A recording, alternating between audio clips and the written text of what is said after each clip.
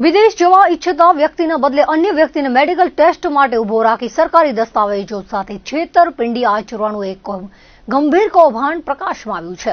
આ મામલે 3 શખ્સો વિરુદ્ધ ભારતીય ન્યાય સંહિતા અને પાસપોર્ટ એક્ટની વિવિધ કલમો હેઠળ ગુનો નોંધી કાયદેસરની કાર્યવાહી હાથ ધરવામાં આવી છે. પોલીસને મળેલી બાતમી મુજબ ભુજ રેલવે સ્ટેશન પાસે આવેલી એક હોટલ નજીક આ કૌભાંડ આચરવામાં આવી રહ્યું હતું, જ્યાં પોલીસે દરોડો પાડી એક આરોપીને રંગે હાથ ઝડપી પાડ્યો હતો.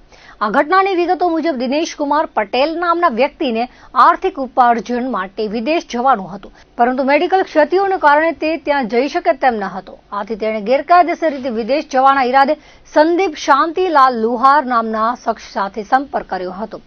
સંદીપે દિનેશ કુમારના બદલે અન્ય કોઈ વ્યક્તિને મેડિકલ ફિટનેસ ટેસ્ટમાં મોકલી આપવાની ખાતરી આપી હતી અને તે માટે 1 લાખ રૂપિયાની રકમ નક્કી કરવામાં આવી હતી. આ યોજનાના ભાગરૂપે આરોપીઓએ દિનેશ કુમારના અસલી પાસપોર્ટ અને આધાર કાર્ડમાં છેડછાડ કરી સંજય કુમાર નટવરલાલ લુહારનો ફોટો લગાવી બનાવટી દસ્તાવેજો તૈયાર કર્યા હતા, જેથી સંજય કુમાર દિનેશના નામે મેડિકલ ટેસ્ટ આપી શકે.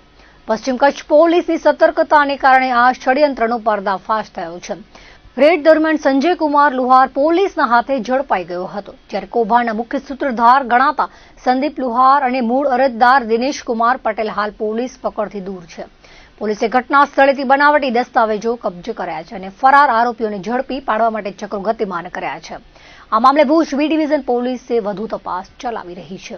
આપણે જાણીએ છીએ કે આપણા રાજ્યમાં જે સર્વાંગી વિકાસ થઈ રહ્યો છે અને ખાસ કરીને કચ્છ જિલ્લામાં જે ટુરિઝમ અને ઔદ્યોગિક વિકાસ થઈ રહ્યો છે, ત્યારે આંતરરાષ્ટ્રીય સરહદ ધરાવતો જિલ્લો હોવાથી અહીંયા કોઈ એવા બનાવ ના બને કે જે ડોક્યુમેન્ટ, કોઈ ફરજી ડોક્યુમેન્ટના આધારે કોઈ વ્યક્તિ અહીંયા ઘૂસણખોરી કરે અથવા તો બીજી કોઈ પણ પ્રવૃત્તિ કરે.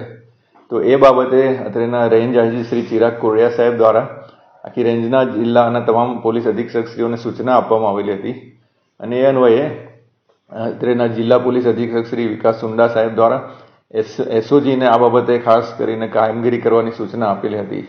અને એમાં એસઓજીના પીઆઈ છે જે શ્રી એડી પરમાર, એમને એક ખાનગીરાએ બાતમી મળેલ હતી કે એક વ્યક્તિ જે વિદેશમાં નોકરી જવા માટે જે સર્ટિફિકેટ લેવાનું હોય, મેડિકલ સર્ટિફિકેટ, એમાં એ પોતે અનફિટ હતા.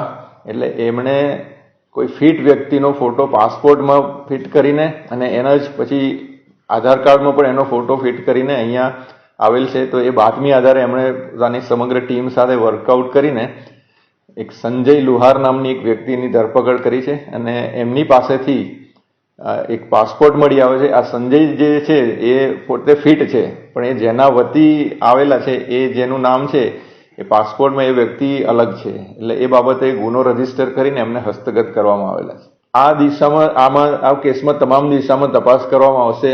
સૌપ્રથમ તો આ કોનો ઓરિજિનલ, કોનો પાસપોર્ટ છે એ વ્યક્તિનો, પછી આ ફોટો કેવી રીતે બદલ્યો, આધાર કાર્ડમાં પણ કેવી રીતે બદલ્યો, કઈ પદ્ધતિથી બદલ્યો, કયા સાધનો વાપરવામાં આવેલા, અને એ સિવાય બીજી કોઈ પણ એજન્સીઓ આની સાથે ઇન્વોલ્વ છે કે કેમ, એ તમામ દિશામાં તપાસ કરવામાં આવશે. બિલકુલ, આમ નાગરિકો માટે આ એક બહુ લાલબત્તી સમાન કિસ્સો છે અને આવા ઘણા કિસ્સાઓ આવેલા છે. હમણાં લાયસન્સ, ડુપ્લિકેટ લાયસન્સ વાળો કિસ્સો ધ્યાનમાં આવેલો, પછી આરટીઓની જે ખોટી રસીદ વાળો કિસ્સો ધ્યાનમાં આવેલો. તો આ જે બાબત આમ જનતાને મીડિયાના માધ્યમથી અપીલ કરીએ છીએ કે કોઈ પણ નાના કે મોટા કોઈ પણ નાણાકીય લાભ માટે દેશની સુરક્ષા સાથે કદી છેડછાડ કરવી જોઈએ નહીં, કારણ કે એ આપણો આંતરરાષ્ટ્રીય સરહદ ધરાવતો જિલ્લો છે, સંવેદનશીલ જિલ્લો છે અને તમારા નાણાકીય અંગત લાભ હેઠળ કરવામાં આવેલા આવા કોઈ પણ એક નાના કૃત્યનો મિસયુઝ ભારત દેશના વિરોધમાં થઈ શકે છે. કોઈ પણ એન્ટી નેશનલ એલિમેન્ટ્સ આનો ઉપયોગ કરી શકે છે. એટલે આ બાબતે બહુ જ સજાગ રહેવાની જરૂર છે.